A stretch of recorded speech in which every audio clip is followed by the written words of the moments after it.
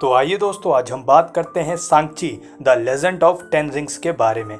Movie की शुरुआत में हमें बहुत पुरानी कहानी दिखाई जाती है, जहां पे हम वेनवू नाम के एक आदमी को देखते हैं जो उस 10 रिंग्स का इस्तेमाल करके पूरी दुनिया पे अपना कब्जा करता है। उसके बाद बहुत समय तक वो ऐसा ही करता है, लेकिन 1996 में उसकी नज़र टालो गांव पे पड़ती है।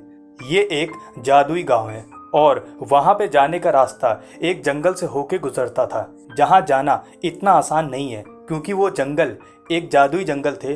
वो जंगल किसी को भी वहां से गुजरने नहीं देते थे और उनको वहीं पे मार देते थे।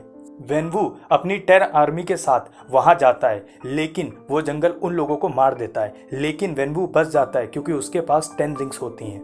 वहां पे उसकी मुलाकात यिंगली नाम की लड़की से होती है, जिसके साथ उसकी लड़ाई होती है और उसी के बीच में उससे प्यार हो जाता है। वो दोनों एक दूसरे से प्यार करने लगते हैं। उसके बाद कहानी प्रेजेंट डे में शिफ्ट हो जाती है, जहाँ पे हमें सांची को दिखाया जाता है जो अपनी जिंदगी जीने के लिए एक छोटी मोटी सी नौकरी कर रहा है। उसकी एक दोस्त होती है जिसका नाम किटी होता है। एक दिन सांची पे कुछ गुंडे अटैक कर देते हैं और वो उसका लॉकेट छीनना चाहते हैं। ये लोग कोई और नहीं बल्कि 10 रिंग्स के आदमी ही हैं, लेकिन सांची उन सबको मार देता है। लेकिन उनमें से एक गुंडा उससे कहता है कि वो उसकी बहन को भी मारने के लिए जाएंगे। अब सांची अपनी बहन को बचाने के लिए मकाऊ जाता है, जहाँ पे उसकी बहन ने एक फाइट क्लब खोल रखा है। उसकी बहन उससे गुस्सा होती है क्योंकि बचपन ने सांची ने उसे छोड़ के चला गया था और वो 6 सालों तक उसका इंतजार कर रही थी। यहाँ पे हमें वही गुंडे फिर से देखने को मिलते हैं जो उन लोगों पे अटैक कर देते हैं, लेकिन वो उसकी बहन से उसका लॉकेट छीन लेते हैं। तब वहाँ पे वेनवू आ जाता है। वहाँ हमें समझ में आता है कि ये दोनों वेनवू के ही बच्चे हैं जो बचपन में घर से भाग गए थे।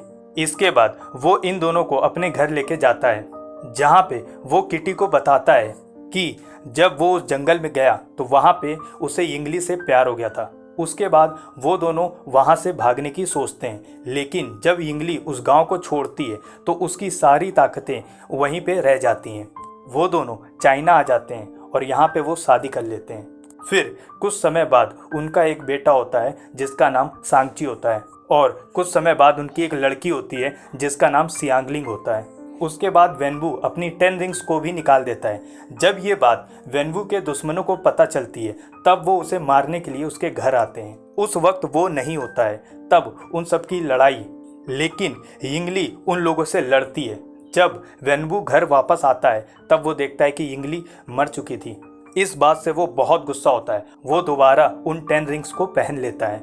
उन गुंडों को मारने के लिए सांची को अपने साथ लेके जाता है। वहाँ पे वो उन 10 रिंग्स की मदद से उन सबको मार देता है, लेकिन उन गुंडों का हेड वहाँ पे नहीं होता है।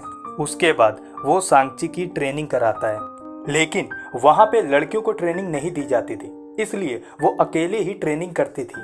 कुछ समय बाद जब सांची बड़ा हो जाता है तो वेनवू उसे उस गुंडे को मारने के लिए भेजता है और सांची उसे जाके मार देता है, लेकिन वो इन सब चीज़ों से दूर भागना चाहता है, इसलिए वो वहीं पे रह जाता है और वापस घर नहीं आता है। यहाँ पे उसकी बहन 6 सालों तक उसका इंतज़ार करती है, लेकिन उसके बाद वो भी वहाँ से भाग जाती है। वेनवू ये सारी कहानी किटी को बताता है और वहीं पे सांची और सियालिंग भी होते हैं। तब वो बताता है कि कुछ दिन पहले ही उसको किसी की आवाज़ आती थी। ये आवाज़ किसी और की नहीं बल्कि यिंगली की ही थी, जो उसकी वाइफ थी। वो कहती थी कि टालो गांव के लोगों ने उसे बंदी बना के रखा है और एक दरवाजे के पीछे छुपा दिया है। वो उससे मदद मांगती थी वो वहां आए और उस दरवाजे को तोड़ दे, लेकिन टालो जाने का रास्ता बहुत ज्यादा कॉम्प्लिकेटेड था, इसलिए एक ड्रैगन था जिसकी आंखों पे वो दोनों लॉकेट जो सांची और सियालिंग ने पहने हुए थे, उन दोनों लॉकेट के पत्थर अगर उसकी आंखों पे रखते हैं वहां जाने का एक आसान रास्ता हमें मिल सकता है।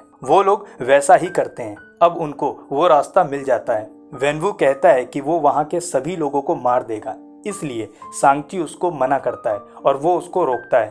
तब वेनवू गुस्से में उन तीनों को जेल में बंद कर देता है।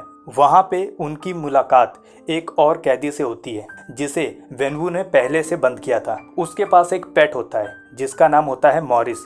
ये एक जादुई पेट होता है जो टालो गांव का ही है। वो उन तीनों को टालो गांव ले जाता है एक सीक्रेट रास्ते से। अब ये तीनों टालो पहुंच गए होते हैं, लेकिन वेनवू से पहले वहाँ पे उनकी मुलाकात यंग नन से होती है जो यंगली की बहन होती है, मतलब वो इन दोनों की मासी होती है। इन दोनों को देख के वो बहुत ज्यादा खुश होती है। सांगची उन्हें सारी बातें बताता है कि आप लोगों ने यंगली को यहाँ कैद करके रखा है, ऐसा वेनवू को लगता है। तब यंगनान सारी सच्चाई बताती है। बहुत समय पहले टालो गांव में एक दूसरा डायमेंशन खुल गया था जहाँ पे बहुत सारे मॉन्स्टर आ गए थे, जिसके कारण वो यहाँ के लोगों को मारने लगे थे और उनकी आत्माएं निकाल के चले जाते थे। उन सारे मॉन्स्टर का एक हेड था जिसका नाम था ड्वेलर इन डार्कनेस। लेकिन एक दिन इस नदी से एक बहुत बड़ा ड्रैगन निकला जिसका नाम था द ग्रेट प्रोटेक्टर, जिसने उन सभी मॉन्स्टर को मार दिया और उस बड़े वाले मॉन्स्टर को एक गुफा में बंद कर दिया और वहां पे अपनी खाल से एक दरवाजा बना दिया ताकि वो सब वहां से बाहर ना आ पाए। उसने टालो गांव के सभी लोगों को ताकत दी, अपनी खाल दी ताकि वो कुछ औजार बना सकें, वो मॉन्स्टर बाहर आए तो वो लोग उससे लड़ सकें। ये बात जब सांगची को पता चलती है तो वो और उसकी बहन दोनों टालो गांव के लोगों की मदद करने के लिए तैयार हो जाते हैं। तब उसकी मासी उसको ट्रेनिंग देती है, साथ में एक सूट देती है जो उसको उन लोगों से बचाएगी। अब यहाँ पे वेनवू अपनी पूरी 10 रिंग्स आर्मी के साथ वहां आ जाता है। वो उन लोगों पे अटैक कर देता है। उन दोनों आर्मियों के बीच में बहुत बड़ी लड़ाई होती है जिसमें वो एक दूसरे को मारने लगते हैं। तब वेनवू को सांगची रोकने की कोशिश करता है, लेकिन वेनवू के पास वो 10 रिंग्स थी और वो सांगची को एक नदी में फेंक देता है। उसके बाद वो उसी गुफा के पास जाता है और उस दरवाजे को तोड़ने लगता है। वो अपनी 10 रिंग्स की पूरी ताकत को इस्तेमाल करता है उस दरवाजे को तोड़ने के लिए। उस दरवाजे में छोटे छोटे क्रैक हो जाते हैं जिससे वो मॉन्स्टर बाहर आ जाते हैं और वो वहाँ लोगों को मारने लगते हैं। वो किसी को नहीं देखते हैं कि 10 रिंग्स का आदमी है या टालो गाँव का, वो सबको मारने लगते हैं।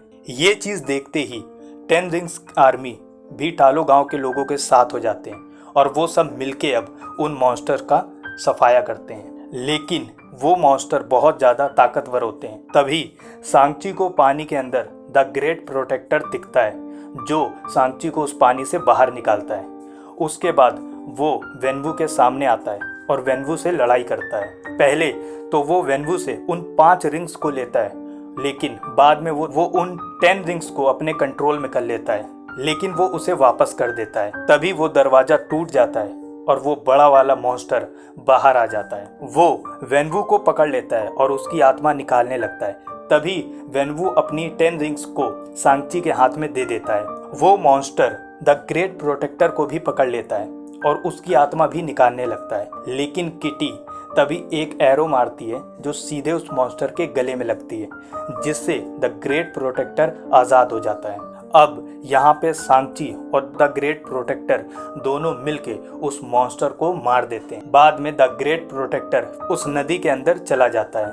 वो लोग आखिरकार अपने गांव को उन मॉन्स्टर से बचा लेते हैं। जो लोग इस लड़ाई में मारे गए थे वो लोग उनकी श्रद्धांजलि करते हैं। उसके बाद सांगची और किटी वापस चले जाते हैं। यहाँ वे अपने दोस्तों को कहानी के बारे में बताते हैं, लेकिन उनके दोस्त हंसने लगते हैं। यहाँ एंड क्रेडिट सीन में हमें दिखाया जाता है कि वहाँ पे वोंग आ जाता है जो उन दोनों को कमर ताज लेके जाता है, जहाँ पे वो लोग उस 10 रिंग्स के बारे में डिस्कशन करते हैं।